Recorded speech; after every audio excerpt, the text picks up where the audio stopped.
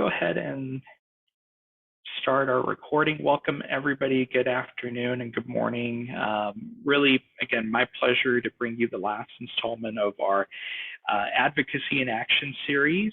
Today we're going to be focusing on leading with science and positioning yourself as a resource for key partners. We have a great pleasure to be able to bring our APA Advocacy Office partners, Karen Studwell, who's the Deputy Chief Advocacy Officer, and Ms. Conwell Smith, who's a Senior Director for Congressional and Federal Military Relations and Veterans Policy. So really good to have you all here. I am going to read a little bit of their brief bios here to you and then hand it over to them for their great presentation. So for those of you that haven't met Karen before, she's the Deputy Chief Advocacy Officer at the American Psychological Association. She designs and leads and designates advocacy campaigns to increase the impact of APA's advocacy to advance the discipline and practice of psychology and increase the application of psychological science across both the public and private sectors. She leads APA's advocacy efforts to expand federal funding for graduate psychology education and training and inform elementary, secondary, and higher education policy. She previously worked as APA Science Directorate Government Relations Officer advocating for psychological research and funding for NIH Child Health and Human Development and the NIH Mental Health and Department of Education's Institute of Education Science.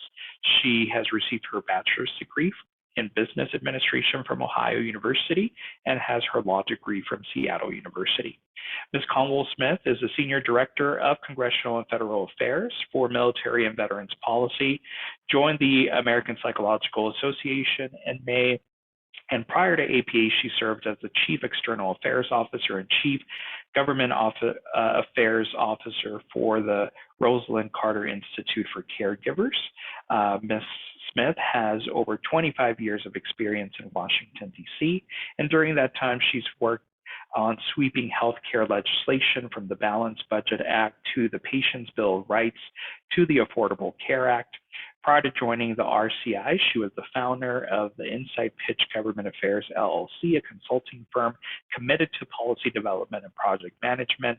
Ms. Smith also served as Vice President of Legislation and Political Affairs for the Federation of American Hospitals and the Senior Health Policy Advisor for the Senate Budget Committee, where she was the advisor to the chairman on private health insurance, market-based reforms, medical liability reform, medical cost and quality incentives, and access to health care and the uninsured. Early in her career, she worked in various policy and advocacy positions for several Congress offices and the American Medical Association and the National Retail Federation and American Society for Clinical Oncology. That being said, highly experienced speakers that we have, and it's our honor to be able to bring them to you all here today. So again, Karen and Conwell, thank you for joining us, and I'm going to hand it over to you. Well, thank you so much, Edgar. I feel like that just makes me feel old, but I do want to say you're never too old to have a mentor, and I'm so excited not only to be with all of you, but to be with my friend and mentor, Karen Studwell. You know, I've been with APA for a little over a year now, and I look to her on so many things, so it's a pleasure to do this with her. I'm Conwell Smith, Senior Director of Congressional and Federal Affairs, where I focus on military and veterans health policy. Today, we're really looking forward to exploring advocacy in action, and hopefully will inspire you to become an advocate for yourself, for your profession, and for the veterans or others that you serve. Next slide.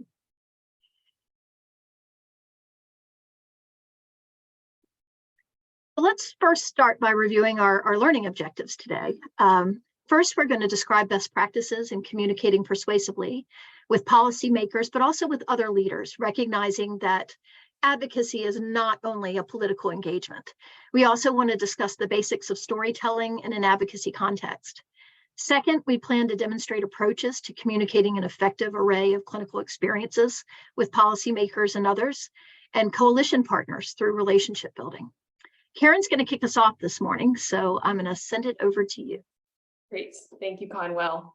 So many times the first question that comes up is, what is advocacy and how do we define advocacy? So I just want to do a little level setting that advocacy includes not only what we think about where Conwell and I sit in a federal legislative advocacy office working with Congress, but we're really looking at building influence across the judicial branch, the administration through regulatory advocacy, internal advocacy within your organization or a hospital or your university, or in your local community with your school board or your county supervisors, or through the media, which we've seen really explode in terms of its impact and influence on our policy discussions. And there are certainly also areas of political advocacy, which is a very specific and often legally defined term, which includes funding campaigns for local or state or federal candidates for office.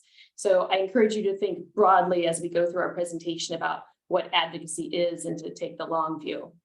So, but if you want a working definition, you can use this one from the American Psychologists. We had a group of psychology leaders who published a lovely article in the AP. They defined advocacy as the effort to influence public policy through education and engagement of lawmakers, as well as other concerned stakeholders. And those other concerned stakeholders would really include the judiciary, the administration, partnering organizations, because we do a lot of work and more effective work, often in coalitions with our fellow healthcare providers or communities that we serve. And that includes law enforcement, school boards, and judges. So way beyond the legislative branch, although a lot of what our targets are here in DC is often members of Congress. Next slide, please. So we often like to think of it as everyday advocacy, so that it's not something that's a one-time, once-a-year activity. It's something that psychologists and others can incorporate into their everyday thinking and going about how they approach their work, so that it's something not quite additive. I know you all have plenty to do. And we know most people didn't graduate from school with any sort of class in advocacy. So I'm glad that the Education and Training Committee has included advocacy training as part of that, because I think most people leave their programs without having that mentorship or maybe any examples, and maybe certainly not a curriculum, although I know folks are trying. So next slide. And for those who haven't been engaged in advocacy, I know we have a lot of really good advocates who are part of Division 18 in the VA section specifically. So I know you do have a lot of good mentors within your division, but we are aware that there are understandable barriers to advocacy. And so even though you care deeply about many issues, you're often hesitant to advocate for it. Either you don't have enough time, there may be barriers to knowing, like, if you have all the information or understanding where things sit in terms of the process. So for many folks, not having that formal training competencies can be a challenge too. And so most graduates maybe don't understand how Medicare policy decisions are going to impact their reimbursement rates or coverage for their patients, or how the federal appropriations process, which often takes a long time, might impact opportunities for research funding. And so particularly for federal employees, for those folks working for the VA, there may be some concerns about violating your employment rules, or just guidance you're getting from above in terms of where you're speaking. And I know, like, for instance, today, no one is speaking on behalf of the VA. So we often have to make sure that we have those firewalls so that when you're advocating, you're often advocating on behalf of APA or your division and not on behalf of your employer. Next slide, please. One specific question that often comes up, particularly with federal employees, is something called the Hatch Act. In case you've heard of the Hatch Act, it's basically focused on trying to keep politics and government clean, so I would say, but it's very focused on that initial political advocacy that I mentioned. So it's very focused on campaigns, elections, fundraising, and doing any of those things while on duty. So that would be in violation of the Hatch Act. But it doesn't include all of the kinds of advocacy that we mentioned. And so the U.S. Office of Special Counsel is the one who provides guidance and enforces the Hatch Act. So there is a link there on that slide. I'm not sure if it's perfectly legible, but they offer many answers to questions that people often have about, what can I do? What can I not do? And so if you go to the next slide, it talks about how it defines political activity and those prohibitions that I mentioned, which you can see it's mostly about working on campaigns, conducting political activity while on duty, but it doesn't include meeting with your own congressional representative to discuss increasing suicide prevention programs, or sharing your research with members of Congress, or engaging in discussions internally. So there are many guidance documents that I would encourage folks to look at if they have questions. They did have a new guidance about social media. Typically, if we're asking people to engage, in an action alert that we send out when we ask you to write to Congress, our advice is never use your VA email, of course. So be using your personal identification, your personal emails, and not to do it certainly with your VA emails. And with a lot of folks working remotely, that can be a little bit of a challenge, but I think most VA employees are pretty good about demarcating when they're using their VA resources versus personal time. So that's not any legal advice, but that should give you hopefully a little more comfort in terms of what you're allowed or not allowed to do. Next slide. So really, hopefully that gives you some grounding that you are able to engage in advocacy, even though you work for the federal government and you work for the VA, and certainly your role as an advocate, we hope that you embrace as part of your professional responsibilities as a psychologist. And hopefully we'll fill in some of the gaps that maybe folks didn't get in their formal training. And Conwell's going to tell us a little bit more about the different types of how to engage in that advocacy. Conwell? Thanks, Karen. Well, today we really want to expand your concept of advocacy. And advocacy can fit into your life no matter your level of experience or availability. And it's not limited to issue advocacy or politics. This is really a skill set that you can use in so many different ways moving forward. So we're going to look at, what does engagement look like? And you have 3 examples here of chiming in, which I often say standing up, building bridges, which is another way of networking, and empowering diverse voices. That's going to be a really important part of today's advocacy chat. We can go to the next slide. So let's talk about chiming in for a few minutes. Chiming in is really entry level, as the slide says. It doesn't take a lot of time. And as Mark Twain once said, the secret to making progress is getting started. So this is a way to just get started. There are several ways to do this, and we would be remiss if we didn't begin with asking you to identify issues and reach out to us, reach out to APA. I'll talk more about how this works in a moment, but always remember that oftentimes we can say what you can't, and we should be utilized as such, but we need to know issues are out there, and part of that is chiming in and letting us know. Another way to chime in is to engage with an action alert. APA and other organizations do action alert often, and it's a really quick way to chime in on something legislative or regulatory. Again, on your own time, on your own computer, not as a VA employee. Social media is yet another way to engage, but that's an area where I always say be cautious about social media, because it's out there.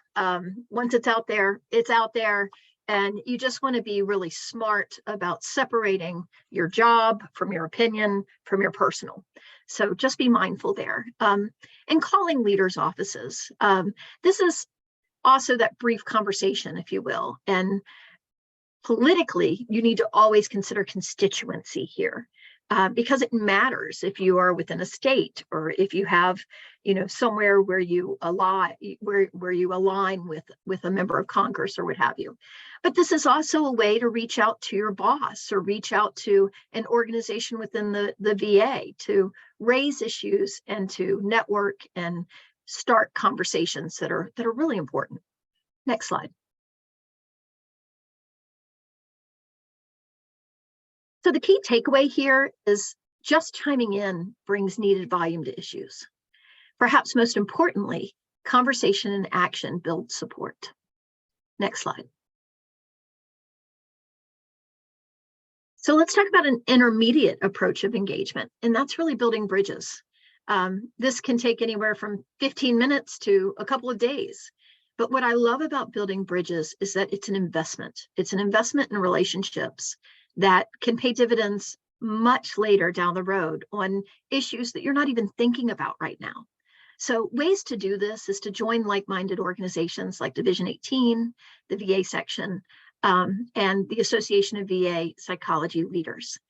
I want to give a shout out to both of them because I'm going to use some case studies here today. And so much of these studies really talk about our existing leaders, be it Edgar or Gail Alamasa or Mike Martin. I mean, you guys as an entity, as a group serving veterans, have such a strong, empathetic, and just expert voice that I so appreciate that you bring it. You bring it to bear on policy. So other ways to do it is writing an email to your leaders that are sharing insights, expertise on an issue. It might be a unique situation that you've been involved in. Scheduling introductory meetings with leaders, and I encourage all of you to join these organizations, but also reach out to leaders that are in your profession, and raise those things that matter to you. Scheduling issue-specific meetings with leaders and positioning yourself as a resource. I always say you are only as good as you are a resource, whether it is your peers, whether it is your superiors, whether it is staff on Capitol Hill. People are going to come back to you for what you know. So be constructive about that information and build those bridges so that when they have a question, they think about calling you. Attend town hall meetings. A lot of those are virtually nowadays. Again, this is another area where constituency matters. I know that even internal in the VA, there are town hall meetings. And I think these are always good ways to become involved, to know what's going on, and to develop your own opinion. And lastly, participate in advocacy summits. APA does these quite a bit, numerous times a year, and they're usually 1 to 2 days. But it's a great way to learn. It's a great way to do a deep dive, and it's a great way to practice, and it's a great way to be heard. Next slide. So the key takeaway here is repeated interactions or building bridges create long-term relationships and trust. I cannot stress this point enough. Having been a Capitol Hill staffer, I know that when you develop yourself as a trusted resource, those relationships will give you an advantage for months and years to come, and not just on the issue of today, but on future issues. So that is a muscle memory that you want to practice, that you want to refine and practice, and maintaining those relationships is just very important. Next slide. So now let's talk about kind of an advanced way to engage, and that's really empowering diverse voices for psychology and building allies and coalitions. Ways to do this can include organizing stakeholder meetings, sign-on letters, coalitions, being a part of Hill Day delegations, in-district supporter opposition, again, constituency matters. Internal to the VA, I'm going to use VSOs as an example here.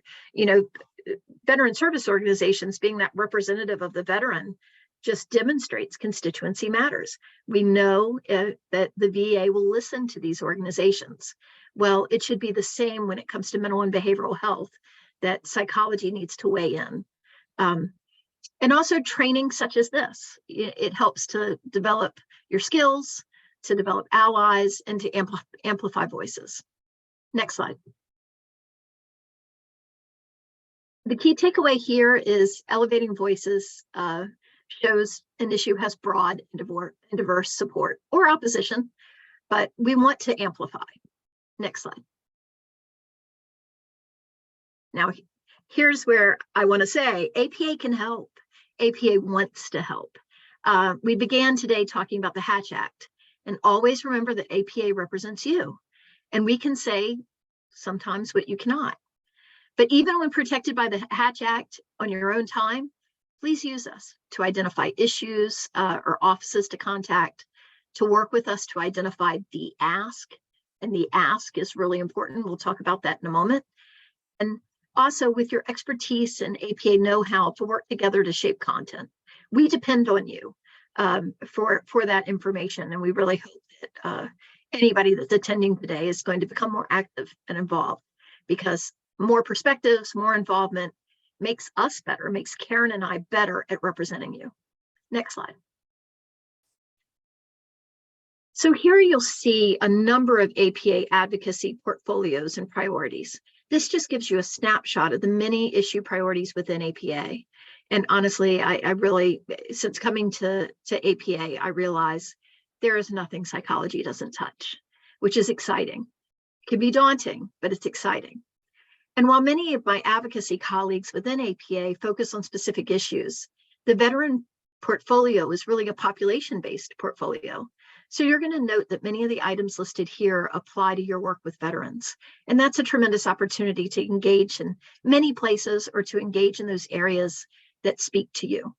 Next slide. The key takeaway here is you're going to be more impactful if you leverage organizations' resources. Again, I'm going to constantly give a shout out to VA section and to Avapel, but you want to be involved. These are ways to take your ideas and your concerns and put a megaphone to them. So I encourage all of you to do that. Next slide. So we've talked a bit about ways to communicate and values in communicating, but does it work? And so I thought we would take a moment to talk about this power of suggestion and to just discuss a case study that will demonstrate how things can work in tandem toward a success. Many of you know that there was an issue last year where DOJ had an interpretation of what it meant to work for both an academic affiliation and the VA. And, you know, this was just a complex issue that nobody was really paying attention to, but could have had major effects on researchers leaving the VA. So this was addressed last year, but I want to talk about how it was addressed. So the first thing I'm going to talk about is homegrown power players. Many of you knew my predecessor, Heather Kelly, who is a powerhouse in herself. When she left APA, she went to work on the Hill. And she not only went to work on the Hill, she went to work on the House Veterans Affairs Committee. So now we have a psychologist who knows our issues, who is sensitive to all that we do in the right place at the right time. And these things matter. And so Heather worked on legislation known as the Viper Act that would clarify that the longstanding practice of having researchers work for both the VA and academic affiliations was sound, and to get past this DOJ interpretation of the law. So that was the beginning. So legislation's out there, legislation's introduced, but Congress doesn't have its eye on the ball. They've got other things they're dealing with, and we're running up against the clock. So August of last year, Khaki York, who many of you may know from Houston VA, came up to me and said, what do you know about this research issue where they're saying that working for an academic affiliation in the VA is a conflict of interest? And I said, well, I don't know anything about it. And so she shared with me the problem and the concern that a number of researchers would leave Houston. Well, now all of a sudden, you've introduced a new player, and that's me as an advocate within APA. So the next thing we did was build allies. So AAMC, which is the Association of Medical Colleges, obviously this matters to them, and I had served on a Friends of VA research coalition with them. And so I reached out to him and said, what do you know about this? Are you concerned about this? And what happened is we ended up doing a joint letter and getting 90 some medical schools signing on to a letter to Congress. Well, now all of a sudden constituency matters, because, you know, if we're reaching out to Senator Tillis and you've got Duke University on this letter, well, all of a sudden he's paying attention, and it's same with numerous other schools. And so it gave us a chance, and it opened doors to conversation. And then you added that to action alerts and getting each of you involved. And what happened was the end of the year, it was addressed. I use this as a case study because it shows all the different ways that we crescendo and that we get something accomplished. And it takes all of us. So we can go to the next slide. And that's talking about intra-agency advocacy, because, you know, I think that this is really important. Next slide. So I've worked with VA psychologists enough to know that some things are frustrating. Some things you want to advocate on behalf of the VA, and sometimes you wish things were a little different internally. And you have to be sensitive about this, but you also need to develop your advocacy skills. So key questions to ask are, what issues or policies do you want to advance? And this is important. Whose buy-in do you need? Because you're going to need to influence that. Next, who would benefit from the policies you care about? And how does this help you sell the need for coalition work internal to the VA? Next, who in your organization is likely to agree with you that the work needs to be done, and who's not? Who's going to be skeptical? These are all things that you need to consider as you develop your tactics and your strategy in having proper communication internally to affect change. Next slide. So I love the concept of agency, but not how you think, not as the VA is an agency. I'm talking about that human capability to influence one's own actions and events. I love the empowerment of agency. So what are ways that you can develop this within the VA? First of all, and I've talked about it before, is organizational involvement. This is so important. You know, if you're not active with Division 18 VA section, I can't stress it enough. If you want to be an advocate on the Hill, you really should look at Association of VA Psychology Leaders as well. There's so much overlap. And you really should attend the VA Psychology Leaders Conference, where you get to network, and just knowing other people and knowing other people share your concerns gets to that amplification of issue. Karen's now going to talk a little bit about applying psychology and advocacy. So I'm going to shoot it over to her. Thanks, Conwell. So next slide, please.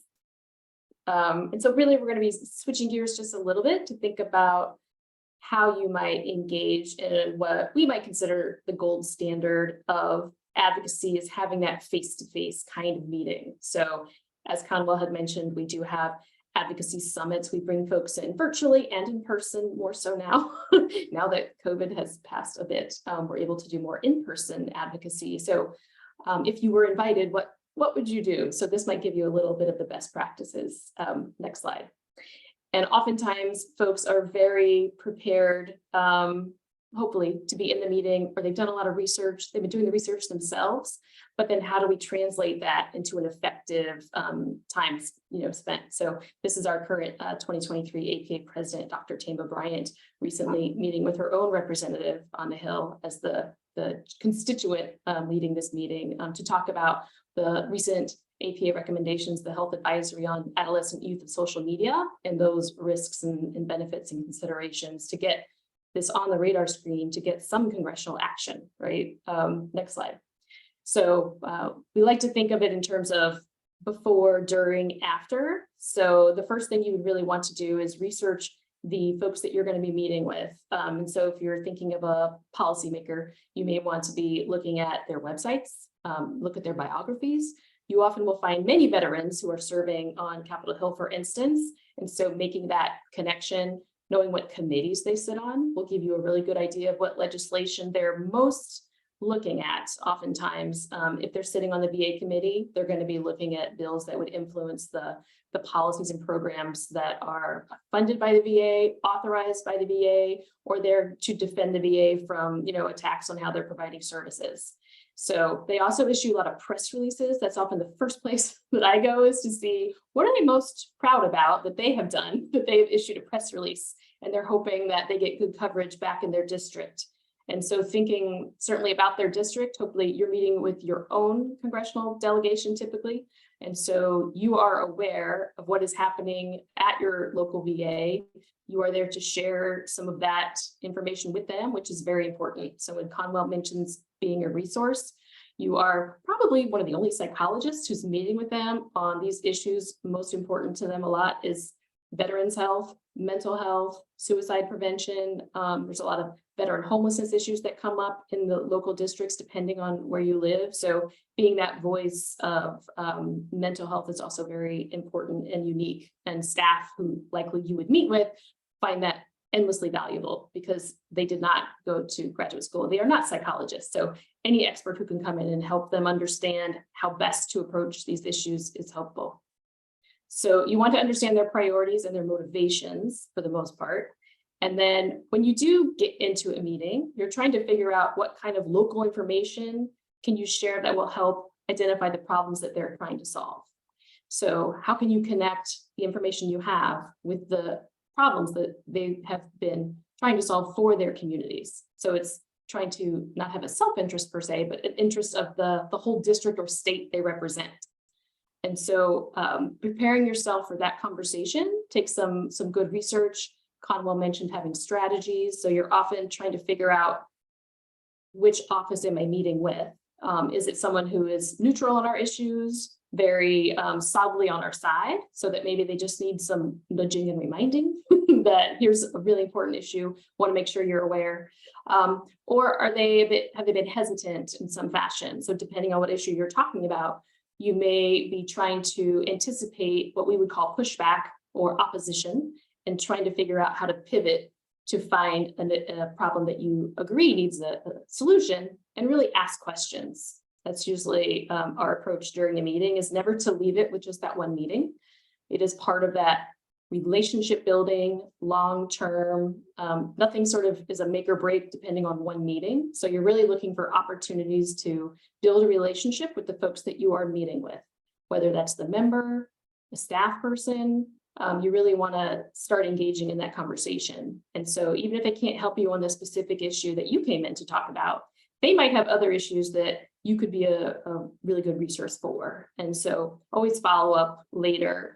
After the meeting is almost always the most productive, because you could be coming in when there are no votes scheduled. But in 6 weeks, there may be a vote on an issue. And if you're tracking that, you can re-engage. Thank them for speaking with you 6 weeks ago. You're aware that this bill may be coming up in committee or on the floor, and you hope that they take this specific action.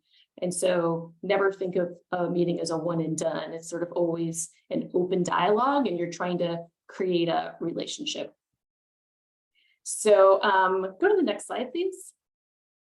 One other thing that I like to tell folks, particularly psychologists, maybe only psychologists, is that many of you already have such good skills. I used to work for nephrologists and other very specialized medical professionals who maybe didn't have a lot of rapport building and relationship building skills, but I find psychologists are heads and tails already. You have a lot of skills that really apply to advocacy. So the next slide will help you maybe think in terms of your audience, right? So are they allies or opponents or neutral? And think of them, if you want them to take action, just think about the stages of behavior change, right? So if they are not aware of the issue, you might just be bringing this to them. So they're at that pre-contemplation stage. And so that can be very helpful. You probably won't get a yes, but now you're putting it on their radar screen. And some people may have a vote in their committee the next week. So they're really looking for information because they need to take action soon. And so thinking about where they are can help you put your meeting or your conversation in context of what their needs are and where they are in the process. So sometimes I find that to be a helpful perspective taking. And the next slide also goes back to another psychological principles of motivational interviewing, right? So if you're thinking about your applicable skills and understanding the position and the reasoning of policymakers who might disagree with your position, sometimes you can go back to thinking of what is the research that I did? What are those values and goals that really inspired them to come into office? And how can we agree that those are very important values and goals?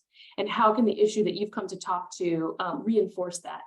And certainly, when some folks get intimidated by meeting with offices who might automatically, they think, disagree with them. But oftentimes there's plenty of, it's not a binary, plenty of gray area where you can adjust to the resistance rather than opposing it. So hopefully some of you have had motivational interview training, and this certainly wasn't a doctoral level training, but something worth keeping in mind to help you feel confident in your ability to engage in advocacy. Conwell, I'm pretty sure the next ones are for you to reinforce some of that. Thanks. This is a reinforcement. I'm giggling, and I hope y'all will forgive what I'm about to say, but you know, Karen got to talk about everything psychologists are really good at, and there's so many things.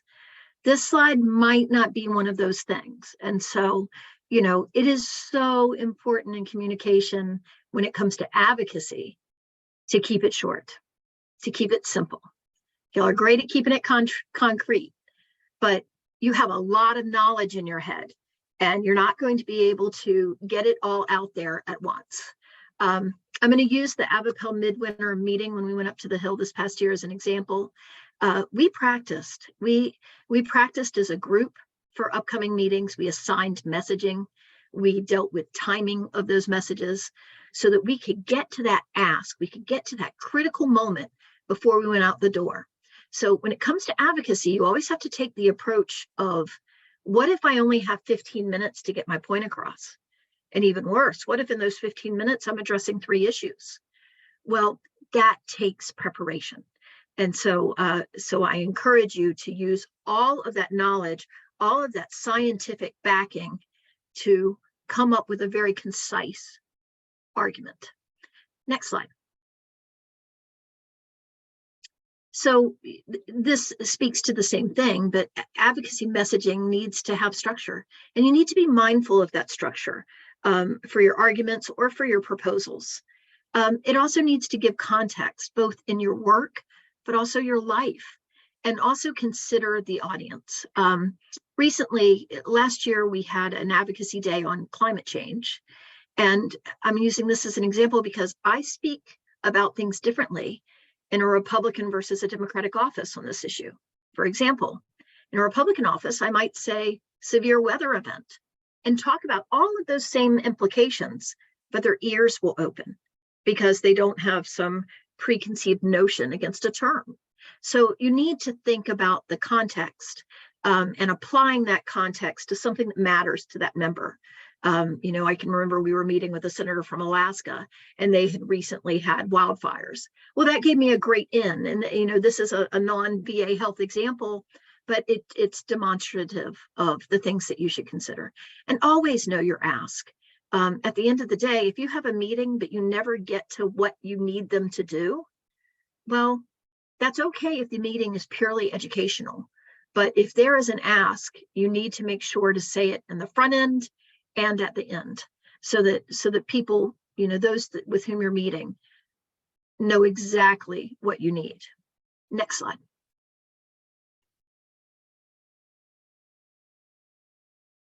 As Karen stressed earlier, you know, we're only as good as we're a resource, and each of your strength lies in science and expertise. So you really need to apply that science and establish yourself as that resource, make those goals clear, and reinforce your points. But you must make science relatable. And that gets to the next slide on storytelling. So this is where storytelling comes into play. Just this past week, APA and many of the organizations have been working on an issue with community care. And we were trying to make the case that community care doesn't always require the same training as each of you have within the VA. And so with storytelling, we had anecdotal stories of persons going out into community care and being asked questions that could bring on trauma. And so using those examples, start telling a story of why it matters. And so you need to apply those things, because storytelling is going to improve comprehension. It's going to reduce that resistance. And most importantly, it's going to increase empathy. And in what we do, empathy is such an important word. We want them to constantly think about the veteran and think about the impact on the veteran. Next slide. The key takeaway here is that facts make you trustworthy, but stories make you memorable, and your pitch is going to need both to connect. And this ultimately will build that bridge, will build that relationship that can serve you for a long time, for future issues that you're not even thinking about today. Next slide. So as a final note, I just want to reaffirm that each of you has the knowledge, skills, and expertise to address pressing issues. You're doing it in your daily work with veterans, but you can do it in life at large as well. Preparation for interaction with leaders is going to make you incredibly impactful. And so even taking the time to attend a training such as today is only going to improve those skills. And advocacy is a marathon, not a sprint. The one negative about advocacy is you can get discouraged. Sometimes things take a lot of time. I'll tell you a true story that I worked on legislation that was introduced by my member many years ago, and it didn't pass until a decade later, and where some other member had claimed it, and it was put in a broader bill. This making change is never overnight, and you just have to keep the drumbeat going. And it's my hope that you'll look back to 10 years ago and think, oh, this was when I started to become an advocate, and look at what has been accomplished. That's what we hope for each of you, both in your personal life, in your work life, and in your political life. Next slide, please. Karen and I really want to thank each of you for being here today. We're available for questions. We put here on this slide a number of resources with how to engage with APA, but there are a number of groups out there that can help you become an advocate. And we hope that this was helpful, but again, we're here for questions, and we thank you for having us. Thank you, Bill. I mean, how exciting. I'm going to ask folks to put their questions in the chat or use the Q&A feature if you have any specific questions. Really appreciate the content, Conwell, and I really appreciate y'all tailoring it to our audience, because you're right. You know, I think there's a lot of knowledge there, and sometimes it's a challenge to know what the strategy is for engagement and practicing. I like the fact that you all talked about changes of state, stages of change and motivational interviewing, and how to really use that training, to really truly position yourself for those key partners. So again, if folks have any questions for our audience members, please put it in the chat. You're also welcome to raise your hand, and I can unmute you on my end to give you an opportunity to chat directly with our panelists.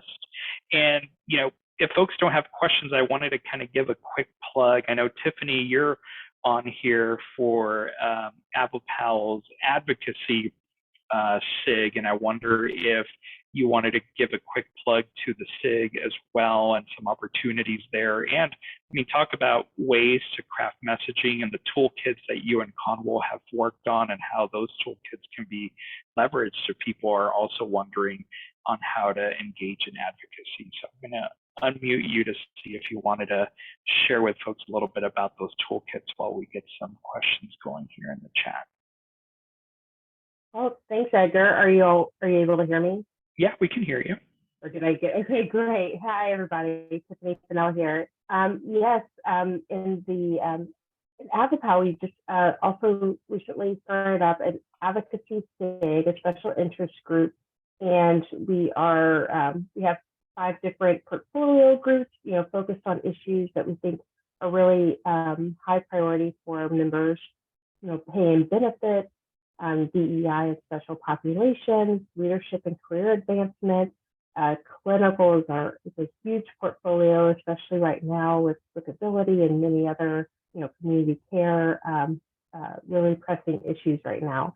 So if you're interested in getting involved and helping us create either statements or contributing to testimony or creating advocacy alerts, please reach out to me.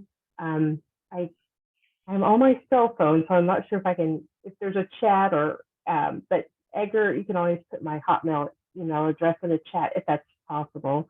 And we'd love to get more people involved. So thank you. Thanks for the plug. Yeah, absolutely. And of course, partnering with you in Division 18 and APA is a huge part of what we're trying to do too. Thanks, Tiffany.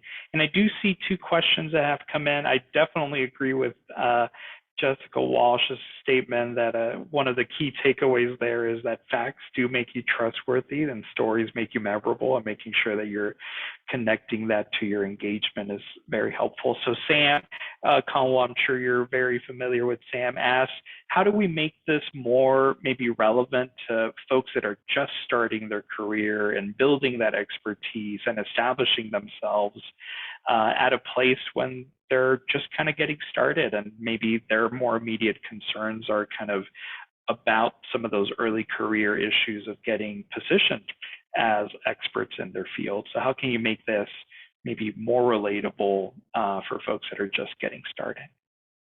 This is a really important question. And this is where I think involvement is so critical. Often people kind of grow into advocacy roles, and we need trainees, we need early stage, and we need to have those diverse voices. We've been taking a look at workforce issues, which I think are so critical. And with involvement of the various organizations, your voice can help APA kind of develop the ask. And I think that's important. That doesn't mean that you at your stage of your career needs to overcommit, but I think plugging in, chiming in is going to really matter, because otherwise you're going to get concerns that are from different stages of the career. And then we're going to get swayed information on how to address workforce matters. So in order for balance, we need all people, all VA psychologists playing a role.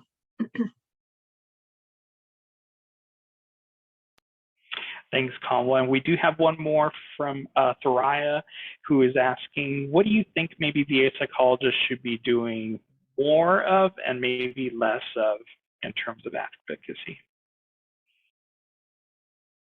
There is no less here. I will just tell you, there's no less. I am so impressed with the group by and large. Made me smarter. I think you make me smarter every day. And I think, again, the more voices, the more people we have involved, the better the policies that we're going to develop on your behalf, and the better our megaphone to the hill. So there's no less here. My only negative, I voiced it, and that was just that when we have conversations, we have to get to the point. We have to, but we're here to help with that. We're here to help train how to communicate in short periods of time and all of that. And Karen and so many that work in her shop have put together so many advocacy trainings. So there are going to be other opportunities in the APA for you to plug in again and hone your skills. And I really do encourage everybody to the extent that they can have their personal time and be a part of our advocacy summits. Every issue affects a veteran.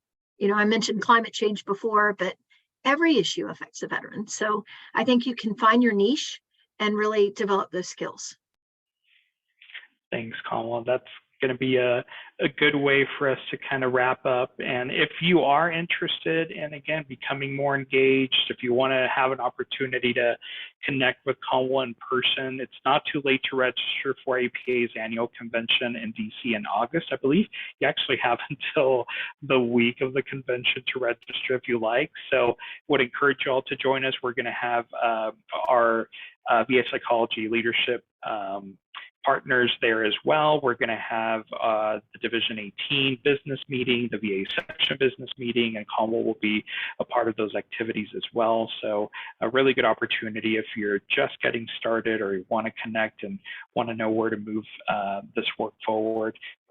Look forward to seeing folks in August. That being said, I know we are at time, so I just wanted to take the last minute to be able to thank you, Karen and Conwell, again, for what a fabulous and wonderful presentation to really kind of make advocacy and action just feel more tangible and give us a framework for how to approach it and think about it. And hopefully we'll continue to partner with you all on helping us really elevate veteran psychology and psychology as a whole. So thank you all for what you do for elevating our profession. Thanks. Thanks so much for having us too. Look forward to seeing you in a couple weeks. Thank you. Thanks, everyone. Have a great Friday and a great weekend. You too.